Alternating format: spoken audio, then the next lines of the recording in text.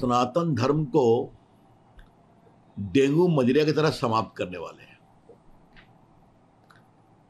मुगल और ब्रिटिश हुकूमत तो समाप्त कर नहीं सकी, ये लोग क्या करेंगे। आज मैं कांग्रेसियों के ज्ञान के लिए कुछ बात बताना चाहता हूं कि सनातन धर्म को संविधान में कितना सम्मान दिया गया है। तो इनसे मैं एक ही सवाल पूछता हूं, जरा संविधान पढ़ लो कि सनातन को संविधान में भी सम्मान मिला है। तमिलनाडु के मुख्यमंत्री के बेटे तो सनातन धर्म को डेंगू मलेरिया की तरह समाप्त करने वाले हैं।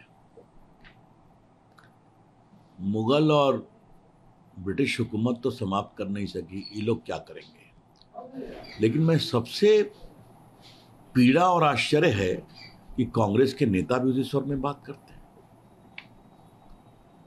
हमारे खड़गे साहब के पुत्र जो हैं वो सवाल उठाते हैं, और एक गृह मंत्री कर्नाटका के हैं परमेश्वर साहब, वो कह रहे हैं हिंदू धर्म कहां से आया।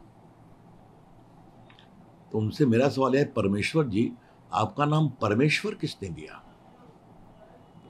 लेकिन चूंकि आपने सवाल उठाया और सोनिया गांधी और राहुल गांधी चुप हैं, तो आज मैं कांग्रेसियों के ज्ञान के लिए कुछ बात बताना चाहता हूं कि सनातन धर्म को संविधान में कितना सम्मान दिया गया है।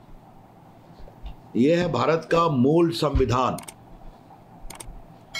और कांग्रेस के लोग समझिए कि जब संविधान बना तो एक विचार हुआ कि ऐसे ही उसको प्रस्तुत कर दिया जाए।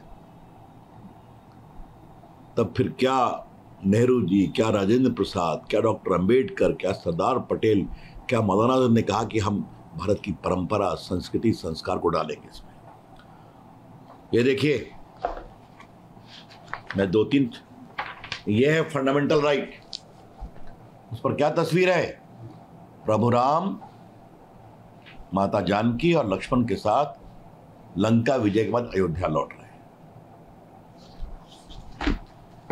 और ये देखिए, डायरेक्टर प्रिंसिपल्स के ऊपर प्रभु कृष्ण अर्जुन को गीता का संदेश दे रहे हैं। और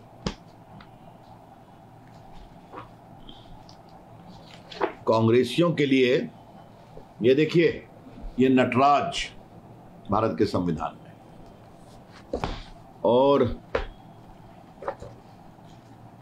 एक मैं बाकी में गांधी जी हैं, सुभाष चंद्र बोस हैं, सब लोग हैं। लेकिन एक जो रोचक मैं दिखाना चाहता हूं, इसमें हनुमान जी की मूर्ति है। हाँ, इसमें हनुमान जी की भी मूर्ति है। ये देखिए, ये भारत का ओरिजिनल संविधान है, और ये कांग्रेसियों को बताना जरूरी है। वो भूलते हैं और बार बार नेहरू जी का नाम लेते हैं। तो जरा देख लें, ये दस्तखत किसका है। सबसे ऊपर राजेंद्र प्रसाद, उसके नीचे जवाहरलाल नेहरू, और बाकी सभी नेताओं का है। और नेक्स्ट पेज पे जाइए तो सरदार पटेल का है। ये देखिए, वल्लभ भाई पटेल, बी.आर. अम्बेडकर, सबके दस्तखत है। तो भैया ऐसा है, कांग्रेस के लोगों, तुम अपनी विरासत भूल जाते हो। आजादी के आंदोलन के नेता तो कभी नहीं भूले, और ये चित्र अपने आप नहीं बने, ये चित्र उन्होंने ही दिए, जिसको नंदलाल बोस ने रेखांकित किया। और ये पूरे वो सूची है, जहां अकबर तो है, बाबर और औरंगजेब नहीं है। तो सनातन धर्म को तो भारत के मूल संविधान में सम्मान दिया गया। अब ये कांग्रेस के नेता जो बोलते हैं, या खड़गे जी बोलते हैं, सोनिया गांधी, राहुल गांधी चुप क्यों हैं? क्यों नहीं जवाब देते हैं कि सनातन का सम्मान करते हैं, नहीं करते हैं? क्यों गृह मंत्री कर्नाटक इस तरह की बात करते हैं? क्यों उनका पूरा वक्तव्य घोलमोल होता है? सनातन शाश्वत है, और इस सनातन में कोई किसी परिवार में पैदा हुआ, किसी समुदाय में पैदा हुआ। शबरी माँ तो भीलनी राजकुमारी थी, प्रभु राम ने उनके जूठे पैर खाए।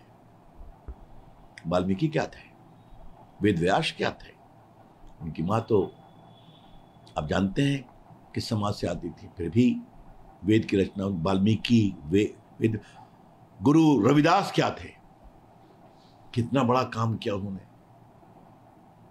क्योंकि सनातन कहता है तुम किसी समुदाय में पैदा हुए हो, किसी जात में पैदा हुए हो, तप से, संकल्प से तुम देवत्व को प्राप्त कर सकते हो। तो ये सनातन की मोटी समझ। लेकिन मुझे लगा कि अब उस हाँ, और एक बड़ा सवाल मुझे कहना है, लोग संविधान को बचाने की बात करते हैं ना, तो इनसे मैं एक ही सवाल पूछता हूं, जरा संविधान पढ़ लो कि सनातन को संविधान में भी सम्मान मिला है। और अगर ये संविधान आज बनने की बात हो और प्रभु राम और प्रभु कृष्ण और सबकी नटराज की छवि लगाने की बात हो, तो कितना हंगामा करेंगे ये लोग।